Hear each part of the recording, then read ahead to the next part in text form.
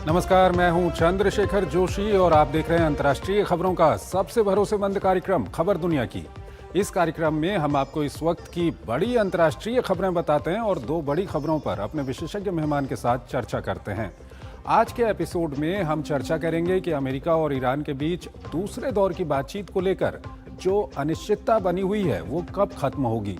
साथ ही हम चर्चा करेंगे कि कब तक हॉर्मुज को लेकर दोनों पक्षों में कोई समझौता हो पाएगा और हॉर्मुज में स्थिति सामान्य होगी।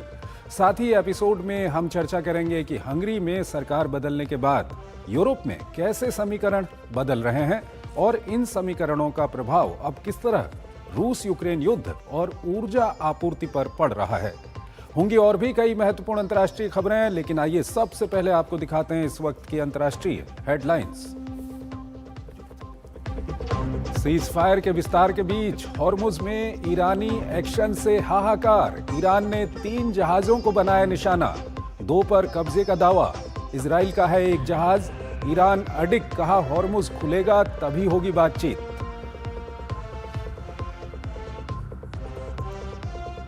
अमेरिकी अधिकारियों ने ईरानी नेतृत्व में 2 फाड़ का किया दावा। मीडिया रिपोर्ट से मुताबिक ट्रंप ने ईरान को दी 3 से 5 दिन की मोहलत, कहा हमेशा नहीं रहेगी ये रियायत।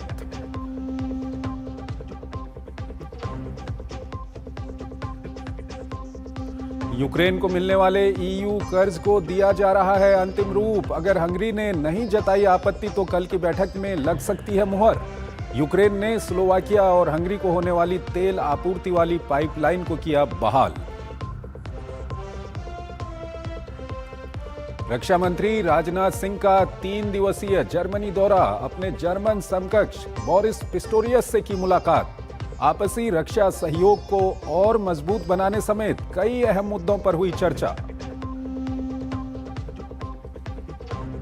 नेपाल के गृह मंत्री सुदान गुरुंग ने अपने पद से दिया इस्तीफा। संपत्ति रखने व मनी लॉन्ड्रिंग का आरोप। बालेंद्र शाह की सरकार बनने के बाद दूसरे मंत्री का इस्तीफा।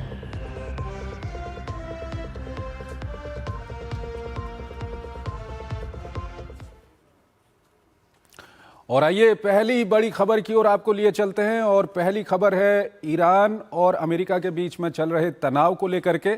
ईरान और अमेरिका के बीच युद्ध विराम बिना दूसरे दौर की बातचीत के ही बढ़ा दिया गया है, लेकिन हॉर्मुज में किसी भी वक्त बड़ी सैन्य झड़प का खतरा गहराता जा रहा है।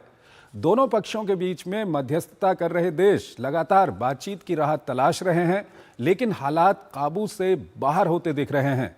वहीं अब हॉर्मुज में व्यापारिक जहाजों पर हमलों ने तनाव और बढ़ा दिया है। ये संकट अब किसी भी वक्त बड़े संघर्ष में बदल सकता है।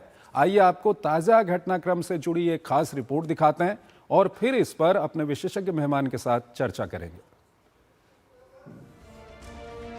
कहां तो बातें हो रही थी इस्लामाबाद में फाइनल समझौते की, और कहां अब हाल यह है कि हॉर्मुज में जहाजों पर ताबड़तोड़ हमले हो रहे हैं। पाकिस्तान वार्ता की मेज सजा कर बैठा रहा, लेकिन ईरान अपनी शर्तों से टस से मस नहीं हुआ। यही ऊहापोह है जिसकी वजह से अमेरिकी उपराष्ट्रपति जेडी वेंस वॉशिंगटन में सामान बांधे बैठे हैं, लेकिन इस्लामाबाद की फ्लाइट नहीं पकड़ पा रहे हैं। इतना जरूर हुआ कि अमेरिकी राष्ट्रपति डोनाल्ड ट्रंप ने आज खत्म हो रही सीज फायर की समय सीमा फिर से बढ़ा दी है। गौर करने की बात यह है कि इस बार उन्होंने इसकी अवधि भी निर्धारित नहीं की है। जानकारों का मानना है कि ट्रंप का ये कदम दोनों पक्षों के बीच किसी समझौते की संभावना को मजबूत करता है। हालांकि ट्रंप ने हॉर्मुज में अमेरिकी नाकेबंदी को न सिर्फ बरकरार रखा, बल्कि इससे ईरान को होने वाले नुकसान को रेखांकित किया। उन्होंने कहा कि ईरान दिवालिया हो रहा है। हालांकि ईरान अमेरिकी नाकेबंदी को शांति वार्ता में सबसे बड़ी रुकावट करार देता रहा है। एक वरिष्ठ ईरानी अधिकारी का कहना है कि युद्ध विराम के विस्तार का कोई मतलब नहीं है, ये सिर्फ बड़ा हमला करने की तैयारी के लिए समय हासिल करने का जरिया है। ईरानी संसद के स्पीकर के सलाहकार मेहदी मोहम्मदी ने एक्स पर लिखा, नाकेबंदी को जारी रखना किसी बमबारी से कम नहीं और इसका माकूल सैन्य जवाब दिया जाएगा। इस बीच पाकिस्तान के प्रधानमंत्री शहबाज शरीफ ने इस्लामाबाद में ईरानी राजदूत के साथ बैठक की। माना जा रहा है कि ये उनकी ओर से ईरानी अधिकारियों को बातचीत में शामिल करने के प्रयासों का हिस्सा है। ईरान बार बार यही दोहरा रहा है कि ट्रंप की बयानबाजी और विरोधाभासी रवैये को देखते हुए कोई भी वार्ता निरर्थक है। उधर समुद्र में पसरे इस तनाव के बीच हॉर्मुज में 3 जहाजों पर भीषण हमले किए गए हैं। ईरान का कहना है कि चेतावनी के बावजूद आगे बढ़ने वाले जहाजों को आईआरजीसी ने निशाना बनाया। समुद्री निगरानी से जुड़ी ब्रिटिश एजेंसी UKMTO के मुताबिक इनमें से 2 जहाजों को आईआरजीसी ने हमले के बाद अपने कब्जे में ले लिया है। जिन जहाजों को निशाना बनाया गया उनमें से एक पर लाइबेरिया का झंडा लगा था। ओमान के उत्तर पूर्व में इस जहाज पर रॉकेट दागे गए, हालांकि इसके क्रू को कोई नुकसान नहीं पहुंचा। दूसरा जहाज पनामा के झंडे वाला था, जिसे ईरानी तट से 8 समुद्री मील दूर निशाना बनाया गया। इसके चालक दल भी सुरक्षित बताए जा रहे हैं। तीसरा कंटेनर जहाज उस वक्त गोलीबारी का शिकार हुआ जब वो हॉर्मुज से निकलने ही वाला था। इस जहाज पर भी लाइबेरिया का झंडा लगा हुआ था। और जिस तरह की स्थिति बनी हुई है, इस पर बात करने के लिए हमारे साथ प्रभु दयाल जुड़ रहे हैं। पूर्व वरिष्ठ राजनयिक हैं, विदेशी मामलों के जानकार हैं, उनसे हम बातचीत करेंगे।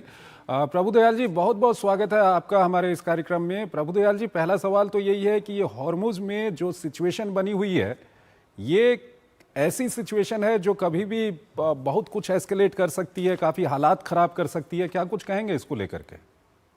देखिए, पहले तो अपने शो में बुलाने के लिए आपका बहुत बहुत धन्यवाद। देखिए, टेंशन्स जो है यूएसए और ईरान के बीच में बरकरार है, और हालांकि ट्रंप साहब ने सीज फायर को एक्सटेंड किया है, लेकिन ईरान का ये कहना है कि क्योंकि अमेरिका ने जो नेवल ब्लॉकेड लगाया हुआ है इरानियन पोर्ट्स पे, जो कि स्ट्रेट ऑफ हॉर्मुज के थ्रू ट्रैफिक रोक रहा है, ये एक एक्ट ऑफ वॉर है।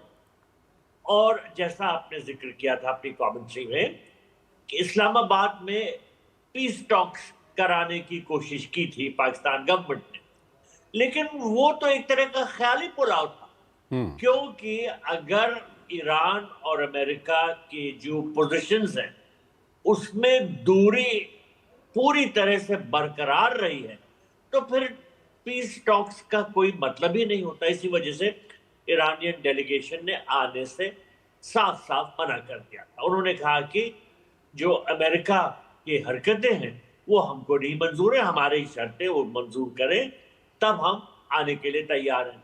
खास तौर पे उन्होंने कहा था कि पहले तो आप नेवल ब्लॉकेड हटाएं, फिर हम बात करेंगे। तो नेवल ब्लॉकेड तो हटी नहीं, वो अभी भी नहीं हटी है। तो हालांकि ये जो सीज फायर जो कि 21 तारीख को कल खत्म होने वाला था, उसको ट्रंप साहब ने एक्सटेंड कर दिया है, और ये नहीं कहा है कि ये कब तक के लिए एक्सटेंड हुआ है। लेकिन क्योंकि नेवल ब्लॉकेड अभी भी बनाया हुआ है अमेरिका ने, इसलिए ईरान ये कहता है कि ये तो एक्ट ऑफ वॉर चल रहा है, ये वॉर लाइक सिचुएशन है, और इस वजह से हम बिल्कुल मानने को तैयार नहीं है कि अमेरिका हमारे साथ कोई सही तरह से बात करना चाहता है। हमको अमेरिका पे विश्वास ही नहीं है। प्रभु दयाल जी, लेकिन इसी बीच जो अमेरिकन ब्लॉग से जिस तरह की खबरें आ रही हैं, वो कहते हैं कि ईरान की जो लीडरशिप है वो बंटी हुई है और एक यूनिफाइड प्रपोजल वो लोग नहीं ला पा रहे हैं। इसको आप किस तरह से देखते हैं? देखिए, ईरान में इस वक्त जो लीडरशिप है वो पूरी तरह से आईआरजीसी के कंट्रोल में। जो वहां की सिविलियन लीडरशिप है, प्रेसिडेंट पेजेश्कियान की, जिसमें फॉरेन मिनिस्टर अगराक्ची बड़े इंपॉर्टेंट हैं, और भी तमाम सिविलियन लीडर्स हैं, उनकी नहीं चल रही है, क्योंकि ईरान के सामने जो सिचुएशन है वो लड़ाई की है। और इस वजह से आईआरजीसी का ये कहना है कि आप हमको संभालने दीजिए पॉलिसी, हम जानते हैं कि क्या करना है, अगर हम हटेंगे तो आप ईरान की रक्षा नहीं कर सकते। तो ईरान में जो पूरी तरह से जो इस वक्त कंट्रोल है वो आईआरजीसी का है, और इसकी वजह से जो सिविलियन लीडरशिप एक तरह से साइडलाइन हो गई। जो सिविलियन लीडरशिप फिर भी शायद सुनने में आया वो कोशिशें कर रही थी कि कुछ प्रपोजल्स बने, अमेरिका के साथ बातचीत हो, लेकिन आईआरजीसी ने ये साफ साफ कह दिया कि उसका मानना है कि बातचीत से कोई फायदा नहीं। अमेरिका की जो इंटेंशंस है उस पर आईआरजीसी एतबार नहीं करता है। आईआरजीसी का ये मानना है कि सीज फायर करते हुए भी अमेरिका की इच्छा ये है कि वो अपनी तैयारी युद्ध की और दुरुस्त कर दे और फिर दोबारा ईरान पे अटैक शुरू कर दे। तो दोनों में जो ट्रस्ट डेफिसिट है अमेरिका में और आईआरजीसी में, ये बहुत बड़ा है और इस वजह से मुझे नहीं लगता कि कोई आसान तरीका निकलेगा इस युद्ध को समाप्त करने।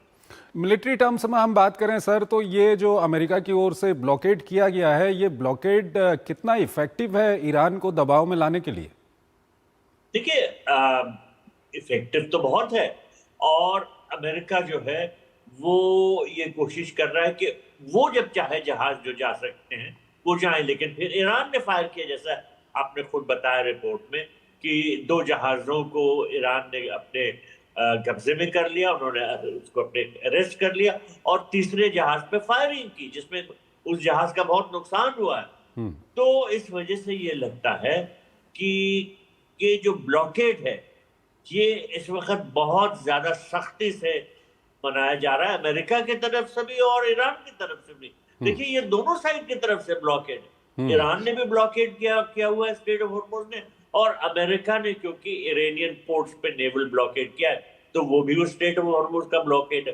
तो दोनों तरफ से ब्लॉकेड है और जो जहाजों की आयाजाही है वो बहुत कम हो रही है, बहुत कम संख्या में जहाज। सर, समय कम है, एक अंतिम सवाल आपसे पूछेंगे कि ईरान भी हॉर्मुज़ का उपयोग कर रहा है कहीं ना कहीं दबाव बनाने के लिए, इकोनॉमिकल प्रोस्पेक्ट में वो पूरी दुनिया पर, अमेरिका पर दबाव बना रहा है। अमेरिका भी ब्लॉकेड का इस्तेमाल कर रहा है दबाव बनाने के लिए ईरान के ऊपर। तो ये जो हॉर्मुज़ का इस्तेमाल है, इसके लिए किसको जिम्मेदार ठहराएंगे, क्या कुछ कहेंगे इसको लेकर के? देखिए, शुरुआत तो इसमें ईरान ने की थी क्योंकि उसने ट्रैफिक ब्लॉक करने के लिए स्ट्रेट ऑफ हॉर्मुज़ को ब्लॉक किया था और ये कोशिश की थी कि क्योंकि जहाज अगर नहीं जाएंगे तो दुनिया में ऑयल क्राइसिस बढ़ेगी और हर तरह से जो ग्लोबल इकोनॉमी है उसको नुकसान होगा। तो ये प्रेशर टैक्टिक थी ईरान की, लेकिन वही टैक्टिक अब अमेरिका ने लगा दी कि ईरान पे अगर वो ईरान के पोर्ट्स पे ब्लॉकेड करते हैं, स्ट्रेट ऑफ हॉर्मुज़ को ब्लॉक करते हैं ताकि ईरान के कंट्रोल में कुछ ना हो सके। ईरान के शिप्स जा रहे थे और चीन को तेल लेके और उन सब जगह, तो अब वो ईरान के शिप्स नहीं जा सकते ईरान के पोर्ट से कोई भी। तो इस वजह से दोनों साइड्स ने ये इस तरह से इस्तेमाल करने की कोशिश की है ब्लॉकेड को कि उनका फायदा और दूसरे का नुकसान। ठीक है सर। प्रभुदयाल जी, हमारे साथ बने रहिएगा, एक और महत्वपूर्ण विषय है उस पर अभी हम बातचीत करेंगे, लेकिन यहाँ पर हमको एक छोटा सा ब्रेक लेना है, एक छोटा सा ब्रेक।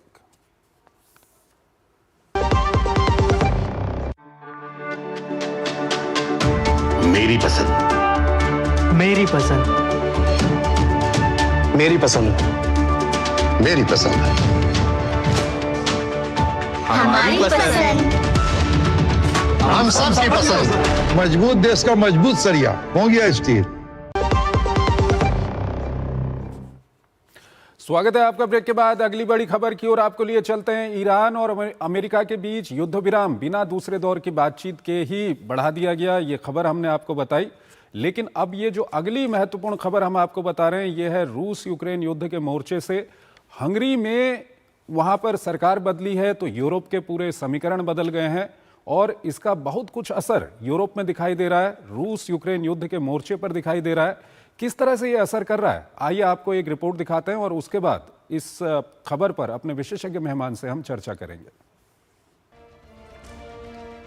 हंगरी में विक्टर ऑर्बन का 16 साल का तिलिस्म टूटा तो यूरोप में सियासी समीकरण भी बदलने लगे। पिछले कई महीनों से यूक्रेन के रास्ते हंगरी और स्लोवाकिया तक पहुंचने वाली क्षतिग्रस्त पाइपलाइन द्रुजबा ईयू से कीव को मिलने वाले कर्ज में रोड़ा बनी हुई थी। लेकिन सत्ता परिवर्तन के साथ यूक्रेन ने अपना रुख नर्म करते हुए पाइपलाइन की मरम्मत का काम पूरा होने का ऐलान कर 90 मिलियन यूरो के कर्ज जारी होने का मार्ग प्रशस्त कर दिया है। दरअसल हंगरी के चुनाव में बुरी तरह शिकस्त खाने वाले प्रधानमंत्री विक्टर ऑर्बन ने यूक्रेन को मिलने वाले कर्ज को अटका रखा था। यूक्रेन का दावा है कि इस साल जनवरी में रूसी हमले में ये पाइपलाइन क्षतिग्रस्त हो गई थी। युद्ध शुरू होने से पहले से ही हंगरी और स्लोवाकिया इस पाइपलाइन के जरिए रूसी तेल पर निर्भर हैं। हंगरी का आरोप है कि यूक्रेन पाइपलाइन की मरम्मत करने में देरी कर रहा है। यूक्रेनी राष्ट्रपति ज़ेलेंस्की का कहना है कि पाइपलाइन का संचालन फिर से शुरू हो सकता है। इसके बदले यूक्रेन को मिलने वाले यूरोपीय सहायता पैकेज में किसी तरह की अड़चन न पैदा की जाए। रूस की तरफ से भी तुरंत प्रतिक्रिया आई। क्रेमलिन का कहना है कि द्रुज़बा पाइपलाइन से आपूर्ति फिर से शुरू करने के लिए वो तैयार हैं, बशर्ते कि यूक्रेन ब्लैकमेलिंग के रास्ते को छोड़ दे। इस बीच यूक्रेन के विदेश मंत्री ने कहा कि संबंधों का नया अध्याय शुरू करने के लिए हंगरी की भावी सरकार के साथ संदेशों का आदान प्रदान किया जा चुका है। इस बीच स्लोवाकिया ने द्रुज़बा पाइपलाइन से कच्चे तेल की आपूर्ति गुरुवार सुबह से बहाल होने की उम्मीद जताई। यूक्रेन की तरफ से जानकारी मुहैया कराई गई है कि पाइपलाइन पर दबाव बनाने का काम बुधवार सुबह बेलारूस से शुरू हो गया है। स्लोवाकिया ने साफ कर दिया है कि अगर पाइपलाइन से तेल की आपूर्ति बहाल हो जाती है तो यूक्रेन को मिलने वाला राहत पैकेज नहीं रुकेगा। वहीं रूस इस पाइपलाइन के जरिए कजाकिस्तान से जर्मनी की आपूर्ति को बाधित करने की तैयारी कर रहा है। उधर यूक्रेन और रूस एक दूसरे पर ड्रोन हमला लगातार जारी रखे हुए हैं। रूस के सिजरान शहर पर हुए ड्रोन हमले में 2 लोगों की मौत हो गई है। वहीं रूस ने भी यूक्रेन के ओडेसा बंदरगाह पर ड्रोन हमले किए। इस हमले में रेलवे अवसंरचना, बंदरगाह संचालन सुविधा केंद्र को नुकसान पहुंचने की बात कही जा रही है। इस बीच कीव ने तुर्की से यूक्रेनी राष्ट्रपति ज़ेलेंस्की और उनके रूसी समकक्ष व्लादिमीर पुतिन के बीच बैठक की मेजबानी करने का अनुरोध किया है। यूक्रेन के विदेश मंत्री ने कहा कि 4 साल से जारी युद्ध को समाप्त करने के लिए ज़ेलेंस्की रूस और बेलारूस को छोड़कर पुतिन से कहीं भी मिलने के लिए तैयार हैं। हालांकि उन्होंने इस अनुरोध पर तुर्की की प्रतिक्रिया के बारे में कोई जानकारी नहीं दी।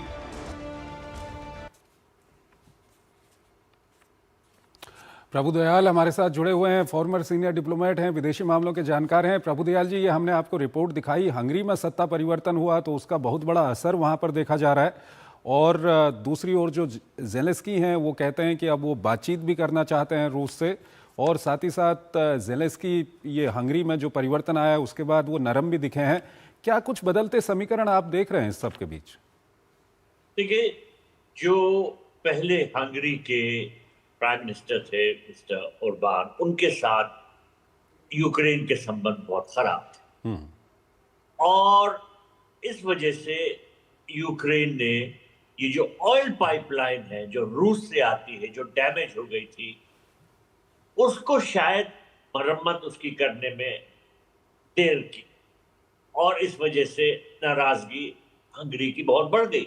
देखिए, ये जो पाइपलाइन है दुनिया की सबसे बड़ी सबसे लंबी पाइपलाइन है और इसकी जो नॉर्दर्न ब्रांच है वो यूक्रेन से नॉर्थ में होते हुए वो पहुंचती है जर्मनी। लेकिन जो सदर्न उसकी पाइपलाइन है ये यूक्रेन के बीच से होकर जाती है, पहले तो हंगरी और फिर उसके बाद स्लोवाकिया।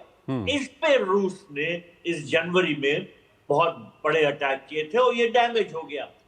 अब इस डैमेज होने से हंगरी और स्लोवाकिया को बहुत प्रॉब्लम्स हुई क्योंकि उनको ऑयल मिलता था और जाड़े में अगर ये ऑयल बंद हो गया तो आप सोचिए इस यूरोपियन कंट्रीज को कितना मतलब उनको मुश्किलों का झेलना पड़ रहा होगा। अब ओरबान की गवर्नमेंट गई और उनकी शायद 12 तारीख को इसी महीने चेंज हुई गवर्नमेंट और 22 तारीख को ये पाइपलाइन रिपेयर हो गई है। अब आज की तारीख में ये रिपेयर हो चुकी है जी। तो अब हंगरी को, स्लोवाकिया को राहत मिलेगी। लेकिन जो एनालिस्ट उनका मानना है कि यूक्रेन ने जान के देरी की शायद, और वो नहीं चाहता था कि हंगरी को रिलीफ मिले ओरबान के होते हुए। वो चाहता था कि ओरबान हटे और तभी उसके बाद ये रिपेयर हो गया।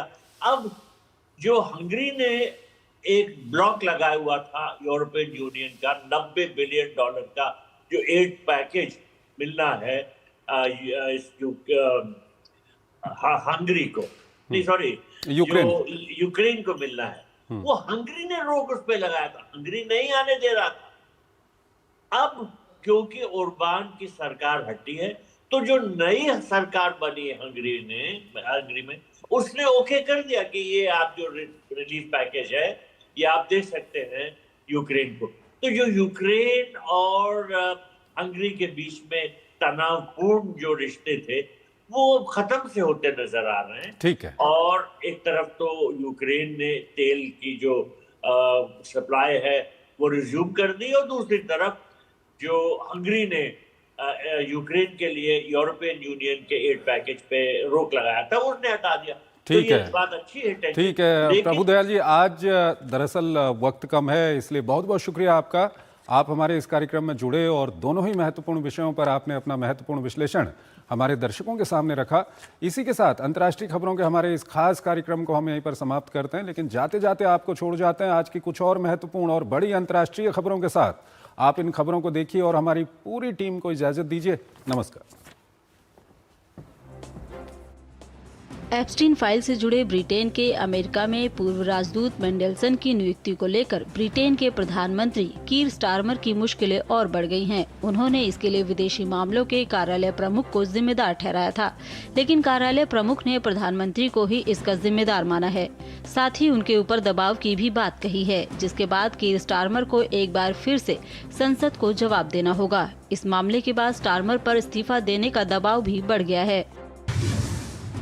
जर्मनी और इटली ने इजरायल के साथ यूरोपीय संघ के व्यापार समझौते को निलंबित करने की कोशिशों को रोक दिया है। स्पेन, स्लोवाकिया और आयरलैंड ने लक्जमबर्ग में यूरोपीय संघ के विदेश मंत्रियों की बैठक में इजरायल द्वारा गाजा पर किए जा रहे नरसंहार और कब्जे वाले वेस्ट बैंक में हिंसा के कारण इस समझौते को निलंबित करने का प्रस्ताव रखा था। ताइवान के राष्ट्रपति लाई चिंग-ते ने कहा कि उन्होंने इस हफ्ते की अपनी एस्वातिनी यात्रा रद्द कर दी है। इसके लिए उन्होंने चीन को जिम्मेदार ठहराया। दरअसल ताइवान सरकार ने चीन पर आरोप लगाया कि चीन ने 3 अफ्रीकी देशों पर लाई के विमान को उनके क्षेत्रों के ऊपर से उड़ान भरने की अनुमति रद्द करने के लिए दबाव डाला। वहीं चीन ने ऐसा करने के लिए इन 3 अफ्रीकी देशों की तारीफ की है। पोप लियो ने